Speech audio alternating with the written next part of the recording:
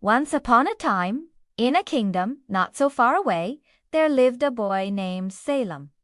Now, Salem was no ordinary boy. Oh, no, no, no. Salem was a very clever boy, and he had a particular fondness for sweets.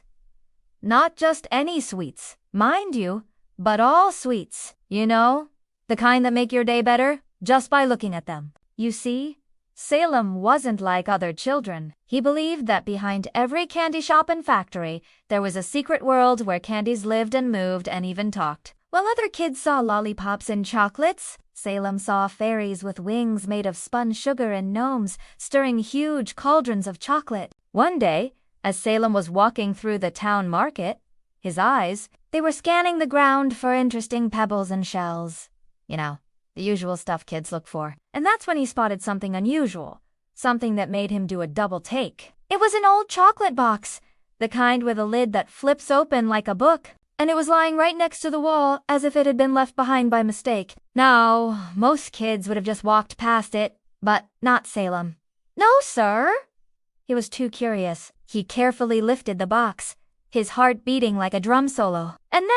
And then he felt something hard underneath the lid. It was a key, a golden key shaped like a candy drop, and on it were the words, "Only those who truly love sweets may enter our kingdom." Well, Salem didn't waste a moment. He tucked the key into his pocket and ran all the way home. As soon as he got to his room, he rushed under his bed and started looking for anything that looked like a lock. And guess what he found? A small door. A door that had a keyhole in it. It was as if the key was meant to fit there perfectly. He inserted the key, turned it, and then, oh, my goodness, the whole room! It seemed to shimmer, and suddenly the air was filled with the scent of vanilla and caramel. Salem's eyes, they popped wide open in surprise. And that S, when he noticed the words written in that same elegant script. The more you believe, the more you'll see. And just like that, the room, it vanished. In its place stood a path made of gingerbread, and at the end of it, Salem could see a magnificent castle made entirely out of sweets. He took a step forward, and the path, it seemed to lead right into the castle. Without a moment's hesitation, Salem stepped inside, and what he saw, it took his breath away. The walls were lined with chocolate fountains, candies of all shapes and sizes.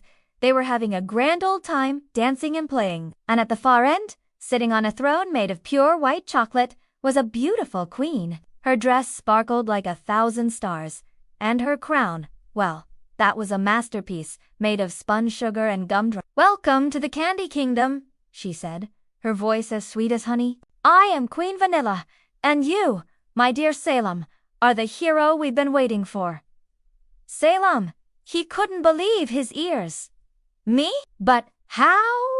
The queen explained that someone was trying to turn their world bitter and cold, and they needed someone who truly loved sweets to fix it. "You are the only one who can help us, Salem," she said, "for you are the only one who sees the magic in every sweet." And so, with the help of the candies, Salem set about fixing the chocolate kingdom. He fixed the chocolate river that had turned bitter. He returned the colors to the lollipop skies that had turned gray. And he taught everyone how to make candy from happiness, not just sugar. After a long and eventful day, Salem was ready to go home. When he opened the door to his room again, he found himself back in his bed. And as he looked around, everything seemed a bit duller, a bit less exciting. But then he took a deep breath, closed his eyes, and thought of all the wonderful things he had seen and experienced in the Candy Kingdom. And in that moment, a small smile appeared on his face, because he knew that as long as he believed in the magic, the door to the kingdom would always be there. From that day on,